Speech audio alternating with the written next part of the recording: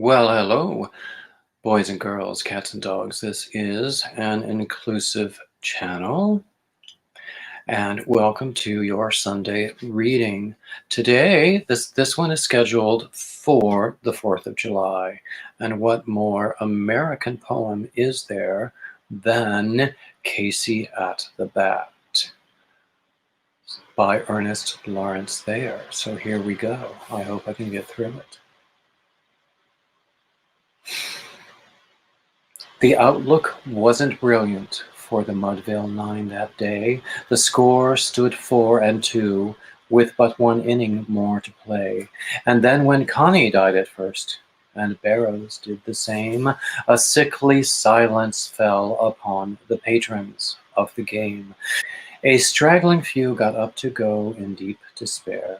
The rest clung to that hope which springs eternal in the human breast.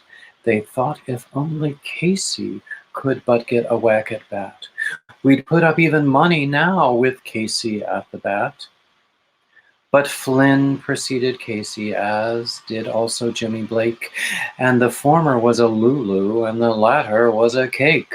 So upon that stricken multitude grim melancholy sat, for there seemed but little chance of Casey's getting to the bat.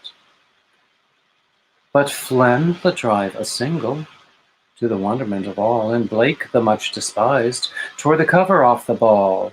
And when the dust had lifted, and men saw what had occurred, there was Jimmy safe at second, and Flynn a hugging third. Then from 5,000 throats and more there rose a lusty yell. It rumbled through the valley, it rattled in the dell, it knocked upon the mountain and recoiled upon the flat. For Casey, mighty Casey, was advancing to the bat. There was ease in Casey's manner as he stepped into his place. There was pride in Casey's bearing, and a smile on Casey's face. And when, responding to the cheers, he lightly doffed his hat, no stranger in the crowd could doubt 'twas Casey at the bat. 10,000 eyes were on him as he rubbed his hands with dirt. 5,000 tongues applauded when he wiped them on his shirt. Then, while the writhing pitcher ground the ball upon his hip, defiance gleamed in Casey's eye. A sneer curled Casey's lip. And now the leather-covered sphere came hurtling through the air, and Casey stood a-watching it in haughty grandeur there. Close by the sturdy batsman, the ball unheeded sped. "That ain't my style," said Casey. "Strike one," the umpire said.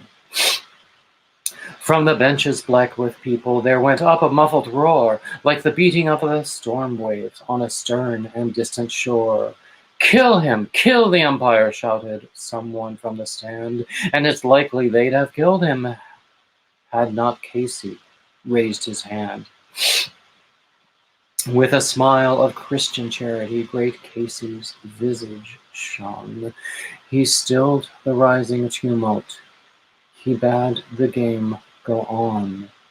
He signaled to the pitcher, and once more the spheroid flew. But Casey still ignored it, and the umpire said, "Strike two." "Fraud!" cried the maddened crowds, and the echo answered, "Fraud!" But one scornful look from Casey, and the audience was awed. They saw his face grow stern and cold. They saw his muscles strain, and they knew that Casey wouldn't let that all go by again. The sneer is gone from Casey's lip. His teeth are clenched in hate. He pounds with cruel violence his bat upon the plate. And now the pitcher holds the ball, and now he lets it go, and now the air is shattered by the force of Casey's blow. Oh, somewhere in this favored land, the sun is shining bright. The band is playing somewhere, and somewhere hearts are light. And somewhere men are laughing, and somewhere children shout. But there is no joy in Mudville. Mighty Casey has struck out.